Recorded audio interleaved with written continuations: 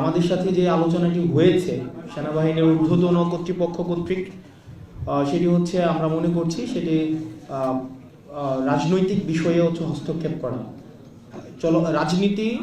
রাজনীতিবিদরাই নির্ধারণ করবে রাজনীতির ঘটনা প্রবাহ বা চলমান যা কিছুই পরবর্তী রাজনীতি কোন দিকে যাবে সেটি রাজনীতিবিদদের হাতেই থাকা উচিত। তো সেই জায়গায় আমরা সন্দিহান বলেই হচ্ছে আজকে গতকাল আমার স্ট্যান্ডটি নিতে হয়েছে। আর যেটি বলেছেন যে 5ই অগাস্টের পরে আমাদের ফর্মাল ইনফর্মাল আমাদের সাথে সেনাবাহিনীর বিভিন্ন জায়গায় বিভিন্ন প্রোগ্রামে আমাদের দেখা সাক্ষাৎ হয়েছে। আর 11 তারিখের যেই মিটিংটি সেটির প্রেক্ষাপট ভিন্ন ছিল।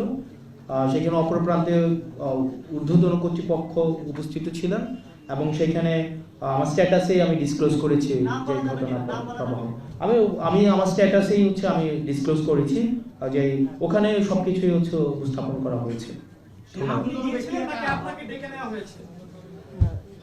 সেখানে বিষয়টি হচ্ছে যে আমরা এই বিষয়ে আলোচনা বিভিন্ন ল অ্যান্ড অর্ডার, আপনারা জানেন যে বর্তমানে ম্যাজিস্ট্রেসি পাওয়ার দেওয়া হয়েছে সেনাবাহিনীকে।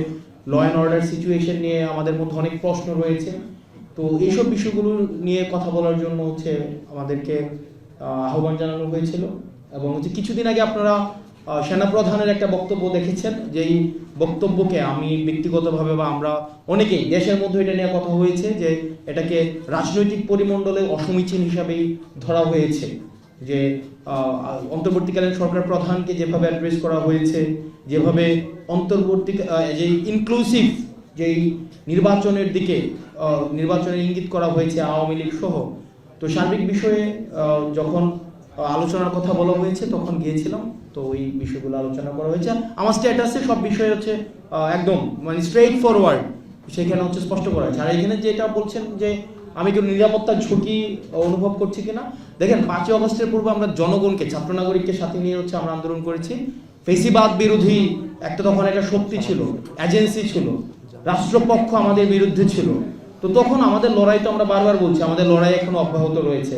সুতরাং এই বিষয়গুলোকে আমরা যতক্ষণ পর্যন্ত ছাত্র নাগরিক এবং এই ফেসিবাদ বিরোধী ক্রিয়াশীল রাজনৈতিক দলগুলো আমরা ঐক্যবদ্ধ রয়েছি ততক্ষণ পর্যন্ত আমি কোনো নিরাপত্তার ঝুঁকি বা এইসব আমি বোধ করছি না। ধন্যবাদ।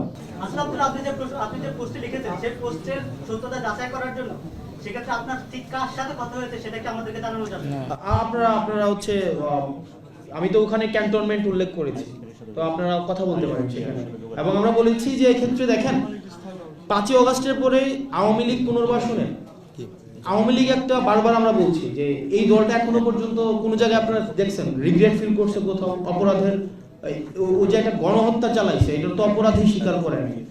তো আমরা আমাদের জায়গা থেকে স্পষ্ট করতে চাই আওয়ামী লীগের আগে বিচার নিশ্চিত করতে হবে, তাকে দল হিসাবে বিচার নিশ্চিত করতে হবে, অপরাধ স্বীকার করতে হবে, তারপর অন্য কোনো আলোচনা হইতে পারে। এর আগে কোনো ধরনের আলোচনা হইতে পারবে না, ইম্পসিবল, এটা অসম্ভব।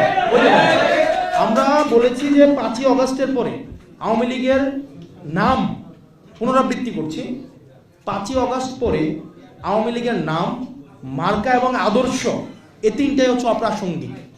এখন এটাকে যদি মানে বিদেশি ষড়যন্ত্র অথবা দেশীয় কোনো ষড়যন্ত্র বা এজেন্সি থেকে কোনো ধরনের এখানে অপচেষ্টা চালানো হয়, সেক্ষেত্রে আমরা সাধারণ মানুষের কাছে কমিটেড, আমরা ছাত্র নাগরিকের কাছে কমিটেড। আমরা নির্যাতিত, নিপীড়িত, বঞ্চিত, গুম খুন হত্যা শিকার যারা গত দীর্ঘ 1.5 দশকের বেশি সময় ধরে হয়েছে, রাজনৈতিকভাবে নির্যাতিত যেই ক্রিয়াশীল রাজনৈতিক দলগুলো হয়েছে, আমরা তাদের কাছে কমিটেড। কোনো এজেন্সি, কোনো বিদেশি কোনো কোনো কর্তৃপক্ষ কারো কাছে আমরা কমিটেড না। Thank you.